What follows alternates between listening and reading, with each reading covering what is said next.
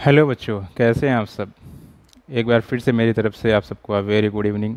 और आप लोग अच्छे से होंगे, अच्छे से पढ़ रहे हैं। बार बार ये बातें कही जा रही है ताकि आपको क्या कहते हैं, आप अच्छे से अगर पढ़ नहीं रहे हो तो आप अच्छे से पढ़ने लगिए और क्लास को सही से अटेंड करिए। देखिए, स्कूल अब खुलना क्या है, किसी को भरोसा नहीं कब स्कूल खुले। और आपको बोर्ड एग्ज़ाम देना भी है, किसी ना किसी तरीके से बोर्ड एग्ज़ाम तो होगा। पूरे साल तो ये चलेगा नहीं। कुछ दिनों की जो दिक्कत है उसमें क्या कहते हैं, आप अपने कोर्स को कंप्लीट कर लीजिए। यहाँ पे पढ़ाई को ये समझ लीजिए हम सीख रहे हैं ना, हम सीख रहे हैं, उस सीखने के पर्पज़ से आप पढ़िए।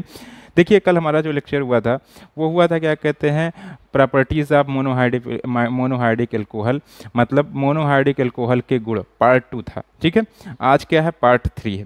पार्ट 3 में दो तीन क्वेश्चन हैं, पार्ट 3 में तो हैं, उसको मैं आपको आज बताता हूँ। देखिए, कल मैं बता रहा था क्या कहते हैं, एल्कोहल का निर्जलीकरण, डिहाइड्रेशन ऑफ एल्कोहल, जो हमारे क्या था, एसपी बोर्डे में डी का फॉर्म था, वो क्या था, डिहाइड्रेशन। ठीक, डिहाइड मतलब निर्जलीकरण। एल्कोहल से जब जल निकलता है तो क्या बनता है, उसको मैंने बता दिया था, एल्कीन बनता है। और फिर एल्कोहल का निर्जलीकरण, अब क्रिया बोले, अगर पूछे निर्जलीकरण क्या है, ठीक है, तो किसी भी अणु में से किसी भी यौगिक में से जल के अणु का निकलना ही निर्जलीकरण कहलाता है। और यह क्रिया उत्प्रेरक तथा ताप की उपस्थिति में होती है। अब जैसे एल्कोहल का निर्जलीकरण देखो, निम्न उत्प्रेरकों की उपस्थिति में होता है, जिसे हम लोग निर्जलीकारक कहते हैं। डिहाइड्रेटिंग एजेंट मतलब निर्जलीकारक। ठीक है, H2SO4 की उपस्थिति में भी निर्जलीकरण हो सकता है, H3PO4 की उपस्थिति में, ऑर्थोफॉस्फोरिक एसिड की उपस्थिति में भी हो सकता है। निर्जल ZnCl2, एनहाइड्रस मतलब निर्जल होता है, निर्जल ZnCl2 की उपस्थिति में हो सकता है। पोटेशियम हाइड्रोजन सल्फेट की उपस्थिति में निर्जली, और Al2O3 की उपस्थिति में हो सकता है। ज़्यादातर जो किताबों में यूज़ किया गया वो H2SO4 और Al2O3 यूज़ किया गया, एलुमिना यूज़ किया गया। देखिए, जब भी प्राथमिक एल्कोहल का निर्जलीकरण कराएंगे H2SO4 की उपस्थिति में, कॉन्सेंट्रेटेड H2SO4, तो 170 डिग्री टेम्परेचर वहाँ पे लिया जाएगा। ठीक है, H3PO4 की उपस्थिति में कराएंगे तो 300 डिग्री सी लेंगे। एनहाइड्रस ZnCl2 की उपस्थिति में तो 200 डिग्री सी ताप लेंगे।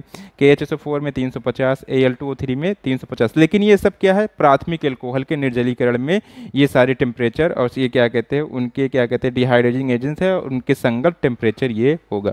कल मैंने H2SO4 का बताया था। उसके बाद एक चीज़ लास्ट में ये बताया था, एल्कोहल में निर्जलीकरण का क्रम। ठीक है, एल्कोहलों में निर्जलीकरण का मतलब 3 डिग्री एल्कोहल का निर्जलीकरण आसानी से होता है, 2 डिग्री का उससे थोड़ा कम आसानी से, 1 डिग्री का सबसे टफ निर्जलीकरण होता है। होता क्यों है, देखिए, 1 डिग्री में जो टेम्परेचर लेते हैं वो 170 डिग्री सी लेते हैं। ठीक है, और वहाँ पे जो आपका H2SO4 होता है उसकी कॉन्सेंट्रेशन जो होती है वो फुल कॉन्सेंट्रेशन का होता है। ठीक है, उसके बाद जो क्या कहते हैं, 2 डिग्री एल्कोहल में H2SO4 का कम कॉन्सेंट्रेशन और टेम्परेचर भी थोड़ा घट जाता है और आसानी से हो जाता है। जैसे 85% का H2SO4 ले, कॉन्सेंट्रेटेड H2SO4, तो वो 160 से 170 डिग्री सी के अंतर में ही क्या कहते हैं, उसका डिहाइड्रेशन हो जाता है। जबकि 3 डिग्री एल्कोहल का क्या कहते हैं, डिहाइड्रेशन करने में हमको केवल और केवल 20% सांद्रता का क्या चाहिए, 20% कॉन्सेंट्रेशन का क्या चाहिए, H2SO4, और टेम्परेचर नियर अबाउट वही रहता है, थोड़ा सा कम। ठीक है, और वो हो जाता है। मतलब यहाँ पे इजी क्यों हुआ, क्योंकि क्या कहते हैं, हम जो कॉन्सेंट्रेशन ले रहे हैं डिहाइड्रेटिंग एजेंट H2SO4 का, वो हमारा हर क्या कहते हैं, एल्कोहल में कम होता जा रहा है। प्राथमिक एल्कोहल में सबसे ज़्यादा कॉन्सेंट्रेशन का हमको H2SO4 लेना पड़ता है, तो टफ है। ठीक है, द्वितीयक में उससे कम का लेना पड़ता है, तृतीयक में सबसे कम, मतलब 20% क्या कहते हैं, सांद्रता का ही क्या कहते हैं H2SO4 वो डिहाइड्रेट कर देता है और उससे जल के अणु को निकाल देता है। ठीक है, तो ये आपका क्रम हमेशा याद रखिए। उसके बाद हमने कहा था हम पढ़ेंगे क्या कहते हैं, देखिए, एक चीज़ और था उसमें है जैसे एल्कोहल की अगर हम कम मात्रा लेते हैं और उसका निर्जलीकरण कराते हैं H2SO4 की उपस्थिति में, तो हमारा क्या बनता है, एल्कीन। बोलिए क्या बनता है, एल्कीन। जैसे कल मैंने बताया था एथीन बना था, एथिल एल्कोहल के निर्जलीकरण से क्या बना था, एथीन बना था।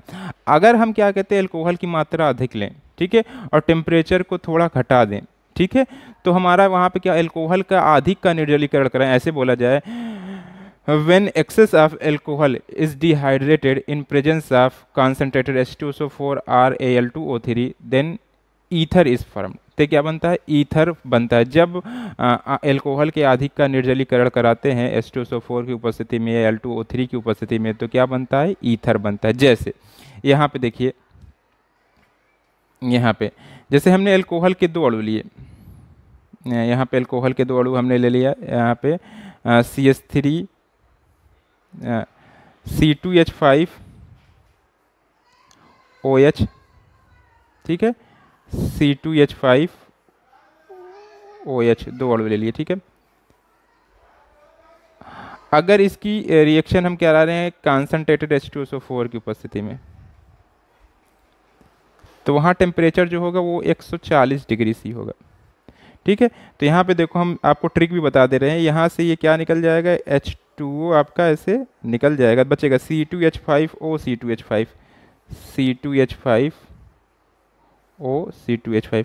मान लीजिए अगर ऐसे लिखा है बनेगा क्या उत्पाद होगा, ठीक है, मतलब केवल ऐसे वहाँ पे 2 अणु नहीं लिखा होगा, सिर्फ ये लिखा होगा, टेम्परेचर का बदलाव होगा, ठीक है। तो आपका क्या बनेगा, वहाँ पे ईथर बनेगा। आप समझ जाइएगा कि 170 डिग्री सी नहीं 140 है, तो वहाँ पे ईथर बनेगा, क्या है, die ethyl ether, die ethyl ether, ठीक है। यहाँ पे एल्कोहल का आधिक ना, आधिक में ऐसे लिख लेंगे, आधिक में या एक्सेस में अगर एल्कोहल लेंगे और उसका डिहाइड्रेशन कराएंगे तो क्या बनेगा आपका डाई एथिल ईथर। जैसे अगर हम क्या कहते हैं Al2O3 की उपस्थिति में कराएं तो यही ले लें C2H5OH, एक अणु और लें C2H5OH का, ठीक है। यहाँ पे Al2O3 एलुमिना, ठीक है, तो वहाँ टेम्परेचर बदल जाता है 250 डिग्री से। वैसे में अगर 350 पे कराएंगे तो क्या बनेगा, एल्कीन बनेगा। 250 में करा रहे हैं तो क्या बनेगा आपका ईथर बन जाएगा। यहाँ पे वही C2H5O C2H5, ये भी बेटा याद रखने वाली चीज़ें हैं, ठीक है, नाम तो वही है डाई एथिल ईथर। मतलब देख लिया ना, मतलब एल्कोहल का अगर अधिक लेंगे और उसका डिहाइड्रेशन कराएंगे, उसका निर्जलीकरण कराएंगे H2SO4 की उपस्थिति में, Al2O3 की उपस्थिति में, तो ईथर बनता है। कॉमनली ईथर बोलेंगे। अगर एथिल एल्कोहल या डाई एथिल ईथर बनेगा, मेथिल एल्कोहल लेंगे तो डाई मेथिल ईथर बनेगा, ठीक है। अब H2SO4 में टेम्परेचर 140 डिग्री सी होता है और Al2O3 की उपस्थिति में क्या कहते हैं टेम्परेचर कितना होता है आपका 250 डिग्री सी। तो ये भी एक चीज़ आपका क्लियर हो गया, ठीक है। यहाँ पे लिख ले, हेडिंग बना लीजिए, एल्कोहल के अधिक का निर्जलीकरण, एल्कोहल के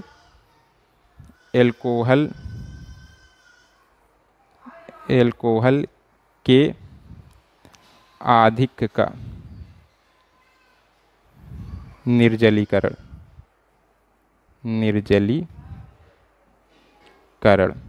ठीक है। सारी चीज़ें आपको बॉक्स में भी मैंने लिख दी, यहाँ भी लिख दिया, ठीक है। अब हमको जो पढ़ना इंपॉर्टेंट है वो क्या है हमारा, एल्कोहल के निर्जलीकरण की क्रिया विधि, ठीक है। ये देख लिए, यहीं पे देखते हैं, ये एल्कोहल के निर्जलीकरण की क्रिया विधि लिख लीजिए, हेडिंग एल्कोहल के निर्जलीकरण की क्रिया विधि।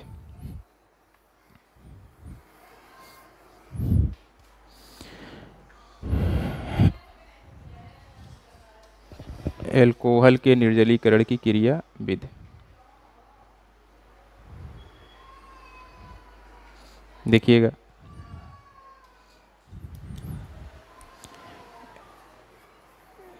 एल्कोहल के निर्जलीकरण की क्रिया विधि, ठीक है। एल्कोहल के निर्जलीकरण की क्रिया विधि यह 3 पदों में संपन्न होती है, यह 3 पदों में संपन्न होती, पदों में संपन्न होती है, ठीक है। जैसे पहला पद, ठीक है, पहले पद में क्या होता है, हम लोग क्या कहते हैं, protonation of alcohol, protonation of alcohol. Alcohol पर क्या करें, प्रोटॉन का जो हम लोग क्या कहते हैं प्रोटोनेशन कराएंगे। जो एल्कोहल है आपका, एल्कोहल जैसे हमने लिया यहाँ पे CH3, एथिल एल्कोहल का एग्जांपल लेके करें, CH3 CH2OH, ठीक है। O पर क्या है आपका, यहाँ पे लोन पेयर ऑफ इलेक्ट्रॉन है, यहाँ पे प्रोटॉन प्लस H प्लस, ठीक है, यहाँ पे ऐसे लिख दे, जगह कम है तो यहाँ H प्लस गिब्स के ऊपर लिख देते हैं H प्लस। ठीक है, तो H प्लस क्या करेगा, ये आपका H यहाँ पे प्रोटोनेशन होगा तो ये आपका क्या कहते हैं, ये हाइड्रोजन आके इस पर अटैक करेगा और ये ऑक्सीजन अपने क्या कहते हैं इलेक्ट्रॉन को इसको दे देगा। तो यहाँ पे प्रोटोनेशन हो जाएगा आपका, तो क्या बनेगा, प्रोटोनेटेड एल्कोहल CH3CH2O। चूंकि इसने इलेक्ट्रॉन दिया है, ये अच्छा ठीक है, इलेक्ट्रॉन दिया तो इस पर क्या आ जाएगा, पॉजिटिव चार्ज आएगा, इसे बोलेंगे प्रोटोनेटेड एल्कोहल। प्रोटोनेटेड प्रोटानीकृत एल्कोहल, हिंदी भी जानते रहिए। प्रोटोनेशन ऑफ एल्कोहल मतलब प्रोटानिक एल्कोहल पर प्रोटॉन का अटैक। ठीक है, ये पहला स्टेप। ये प्रोटॉन आया कहाँ से, H2SO4 से। H2SO4 जो हमारा टूटता है, हम निर्जली निकाला करते हैं H प्लस प्लस HSO4 में, वहाँ से प्रोटॉन आया। दूसरा स्टेप क्या होगा, removal of water molecule. Removal of water molecule मतलब जल के अणु का निराकरण, हिंदी भी लिखते जाइएगा, जल के अणु का निराकरण, दूसरा स्टेप। ठीक है, अब यहाँ पे जल के अणु के यहाँ जो आपका प्रोटोनेटेड एल्कोहल है उससे जल के अणु का निराकरण, CH3CH2O। ठीक है, यहाँ से क्या होगा, जल के अणु का क्या होगा, निराकरण होगा। ठीक है, तो यहाँ पे जल के अणु का जब निराकरण होगा तो देखो यहाँ बॉन्डिंग का इलेक्ट्रॉन है ना, यहाँ पे 2 इलेक्ट्रॉन होंगे तो ये इलेक्ट्रॉन इसको लेके जाएगा, क्योंकि ये ऑक्सीजन है, ऑक्सीजन इलेक्ट्रोनेगेटिव, इस पर इलेक्ट्रॉन की जरूरत है, तो यहाँ पे क्या आ जाएगा, पॉजिटिव चार्ज। तो ये बनेगा आपका कार्बोकेटायन CH3CH2 प्लस, ठीक है, प्लस H2O। ये क्या है आपका कार्बोधनायन या कार्बोकेटायन, हम जो कार्बोधनायन। ठीक है, तीसरा स्टेप देखिए क्या होगा। अब तीसरा स्टेप क्या होगा, removal of proton from, removal of proton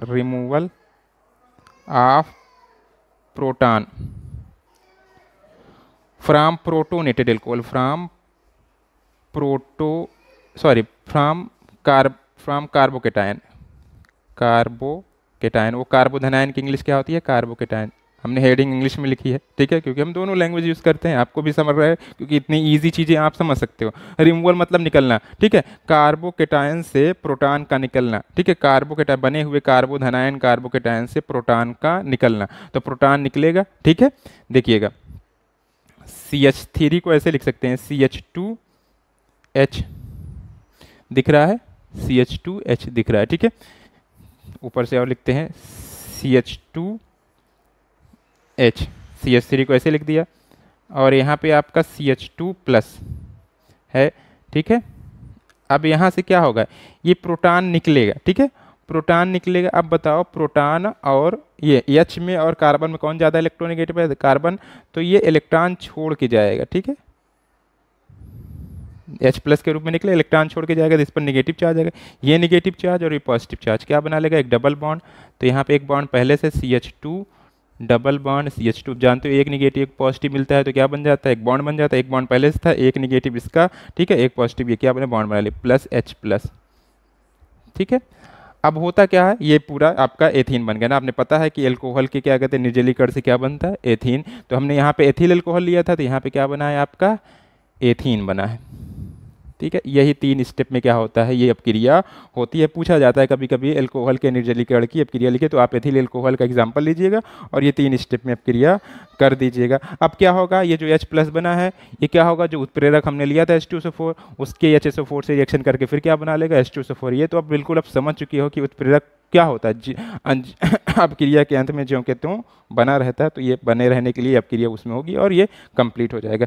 तो ये एल्कोहल के निर्जलीकरण की क्या कहते हैं, क्रिया विधि है। देखिए यह अपक्रिया 3 पदों में संपन्न होती है। ठीक है, पहला पद क्या होता है, प्रोटोनेशन ऑफ एल्कोहल, मतलब एल्कोहल का प्रोटॉनीकरण, ठीक है, जिसमें प्रोटॉन उत्प्रेरक से मिला हुआ प्रोटॉन आपकी आक्रमण करेगा ऑक्सीजन पर, ठीक है, ये ऑक्सीजन अपना इलेक्ट्रॉन दे देगा तो इसमें पॉजिटिव चार्ज आएगा, ये इसको बोलते प्रोटोनेटेड एल्कोहल। फिर उसी प्रोटोनेटेड एल्कोहल से वाटर मॉलिक्यूल का क्या होगा, रिमूवल होगा, जिससे क्या बनेगा, कार्बोधनायन बनेगा, ठीक है। अब उस कार्बोधनायन से प्रोटॉन क्या रिमूव करेगा, तो प्रोटॉन रिमूव करेगा तो यहाँ पे निगेटिव चार्ज आएगा, निगेटिव पॉजिटिव क्या बना लेंगे, बॉन्ड बना लेंगे और ये H+ हो जाएगा, ठीक है। तो ये भी बहुत इंपॉर्टेंट है, इस पर स्टार लगा लीजिए, इसको कर लीजिए, ठीक है। अब इसके बाद एक अपक्रिया हमारी बचती है, कौन सी आपको याद होगा, बहुत इंपॉर्टेंट रिएक्शन है, कौन सी है बताइए, sp बोल्डे। sp बोल्डे में हमारा क्या बच रहा है, ई बच रहा है, ई फॉर एस्टरिफिकेशन। एक वही अपक्रिया देख लेते हैं तो आपका ये खत्म हो जाएगा, क्या कहते हैं, प्रॉपर्टीज ऑफ एल्कोहल, ठीक है। उसके बाद कुछ और चीज़ें हैं, जैसे क्या कहते हैं, प्रॉपर्टीज़ में ही आपके एल्कोहल के अभी है, जैसे क्या कहते हैं 1 डिग्री 2 डिग्री एल्कोहल में पहचान करना, ठीक है, उसको बताएंगे हम लोग। उसमें 3 विधियां हैं, एक है क्या कहते हैं लुकास विधि द्वारा, एक है क्या कहते हैं विक्टर मेयर विधि द्वारा, एक है क्या कहते हैं ऑक्सीकरण विधि द्वारा। तो 3 विधियों से क्या कहते हैं हम आपको बताएंगे, ये विहाइड्रोजनीकरण उसे बोलते हैं। ये हो गया ना। अब आइए एस्टरिफिकेशन देख लेते हैं, ठीक है। एस्टरिफिकेशन लास्ट जो था हमारा, एस्टरिफिकेशन, एस्टरिफिकेशन, एस्टरिफिकेशन, ठीक है। एस्टरिफिकेशन मतलब क्या होता है, एस्टरीकरण, एस्टरीकरण बेटा, एस्टरीकरण, एस्टर का बनना ही क्या है, एस्टरीकरण, ठीक है। और एस्टर कब बनता है, जब किसी एल्कोहल और एसिड की अपक्रिया आपस में होती है तो क्या बनता है, एस्टर बनता है। जब कोई एल्कोहल किसी एसिड से रिएक्ट करता है तो क्या बनता है, आपका एल्कोहल बनता है, याद रखिएगा। जब कोई एल्कोहल किसी एसिड से रिएक्ट करता है तो क्या बनता है, क्या बनता है, एस्टर बनता है। जैसे यहाँ पे देखिए, सिंपल सा पहले कॉमन रिएक्शन लिखते हैं, यहाँ पे RCOOH प्लस ROH, ठीक है। या क्योंकि एल्कोहल की रिएक्शन कराएं पहले एल्कोहल लिख देते हैं, ROH प्लस RCOOH। ये क्या है, एल्कोहल, ये क्या है, एसिड, ठीक है। ये अपक्रिया किसकी उपस्थिति में होती है, ठीक है, ये H+ की उपस्थिति में होगी, ठीक है। H+ मतलब एसिड, ठीक है। तो यहाँ पे आपका क्या बनता है, RCOOR, ठीक है, क्योंकि दोनों R मैंने से मान लीजिए यहाँ से R डिफरेंट ले लें, R', ठीक है। तो RCOOR', ठीक है। तो यहाँ आपका बन प्लस H2O, ठीक है। यहाँ पे हमारा जो है ये R', ठीक है। वैसे एसिड का फॉर्म पहले लिखा जाता है, अल्कोहल वाला बाद में लिखा जाता है। तो यहाँ पे अगर हम करें क्या कहते हैं, अल्कोहल को बाद में लिखेंगे, यहाँ पे आपका ये हो गया और ये आपका क्या कहते हैं R'। चलिए अभी रहने देते हैं यहाँ पे, क्या अभी दोनों सेम रहने देते हैं, ठीक है। तो ये आपका एस्टर है, एस्टर, ठीक है। तो सिंपल है। फिर उसके बाद हम R की जगह अगर ले ले क्या कहते हैं आपका C2H5OH, आप इस एसिड इस बार पहले लिखते हैं, ठीक है। तो थोड़ा सा सिंपल आपको देखने में अच्छा लगे, मतलब इजी लगेगा। CH3COOH प्लस C2H5OH, यहाँ हमने एसिटिक एसिड ले लिया, एसिटिक एसिड, और यहाँ से alcohol, acid, ethyl alcohol, ethyl alcohol, ठीक है। H+ तो क्या बनेगा, आप सिंपल से देखो, इसका H निकलता है, इसका OH हो जाएगा, तो क्या हो जाएगा CH3COOC2H5, तो हो जाएगा CH3, आप इसका नाम कई बार सुने हो, कुछ लोग बोल भी दिए, ठीक है, प्लस H2O, क्या है ये, ethyl acetate, ethyl acetate, acetate, ठीक है। यहाँ पे आपका क्या कहते हैं, अब एस्टरीकरण की क्रिया किस में अच्छे से होती है, देखिए एस्टरीकरण की अब क्रिया वैसे तो क्या होती है, अभी कराते सही से, तो ये होती है क्या कहते हैं, रिवर्सिबल होती है। ठीक है, रिवर्सिबल अगर इसको देखा जाएगा तनु H2SO4 की उपस्थिति में कराया जाए तो ये क्रिया रिवर्सिबल होती है, कर लीजिएगा। ठीक है, यहाँ पे तनु एसिड की उपस्थिति में कराया जाए तब क्रिया क्या होती है, रिवर्सिबल होती है। इसको मैं पढ़ा रहा था क्या कहते हैं उसमें, रासायनिक बलगतकी में, तनु H2SO4 की उपस्थिति में कराई जाएगी तो अब क्रिया क्या होगी, रिवर्सिबल होगी। इसका जो अग्रभ क्रिया वो क्या कहलाता है, एस्टरीकरण कहलाता है, और जो पश्च क्रिया है वो क्या कहलाता है, एस्टर का जल अपघटन। याद रख लीजिए, लिख लीजिएगा। ठीक है, एस्टरीकरण की अब क्रिया अगर तनु H2SO4 की उपस्थिति में कराई जाए तो यह अब क्रिया क्या होती है, उत्क्रमणीय होती है, मतलब दोनों दिशाओं में संपन्न होती है। अग्र दिशा में होने वाली अब क्रिया क्या कहलाती है, एस्टरीकरण कहलाती है, तथा पश्चिम दिशा में होने वाली क्रिया क्या कहलाती है, एस्टर का जल अपघटन कहलाता है। और एस्टरीकरण की अब क्रिया का ईज क्या होगा, आसानी कब होगा, मतलब एल्कोहल जो है, एसिड जो है कम होगा। जैसे एसिड, जैसे एस्टरीकरण का क्रम,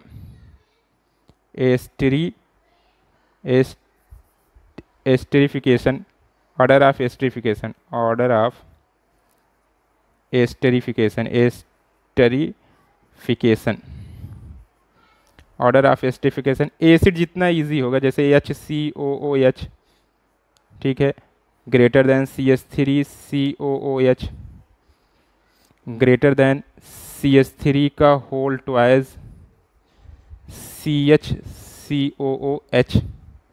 ठीक है, ये 1 डिग्री है, 2 डिग्री हो जाएगा, ऐसे ही ग्रेटर देन CH3 का होल थ्राइज CCOOH। तो सबसे इजी, मतलब जितना एसिड में, जितने एसिड वाले में जितना कम कार्बन होगा, मतलब जितना छोटा एसिड होगा, ठीक है, लोअर, ठीक है, वो क्या होगा, उतना ज़्यादा एस्टरीफिकेशन अब क्रिया इजीली देगा। ऐसे एल्कोहल का भी है, जैसे आपका methyl alcohol CH3COOH greater than C2H5OH greater than CH3 का whole twice CHOH greater than CH3 का होल थ्राइज COH। ठीक है, मतलब मेथिल एल्कोहल, सॉरी यहाँ पे CH3 कह रहे, CH3OH होगा, CH3OH। मेथिल एल्कोहल इजीली देगा एस्टरीफिकेशन। ठीक है, अगर फार्मिक एसिड और मेथिल एल्कोहल में एस्टरीफिकेशन हो तो वो सबसे इजीली होगा। ठीक है ना, इस तरीके, मतलब जितना छोटा एल्कोहल होगा, जितना छोटा एसिड होगा, एस्टरीफिकेशन की प्रक्रिया उतनी ही फास्ट होगी। तो ये पूरा क्या कहते हैं, प्रॉपर्टी था। और आपका प्रॉपर्टी का जो ट्रिक था वो क्या था, SP बोर्डे, एक बार फिर लिख दे रहे हैं,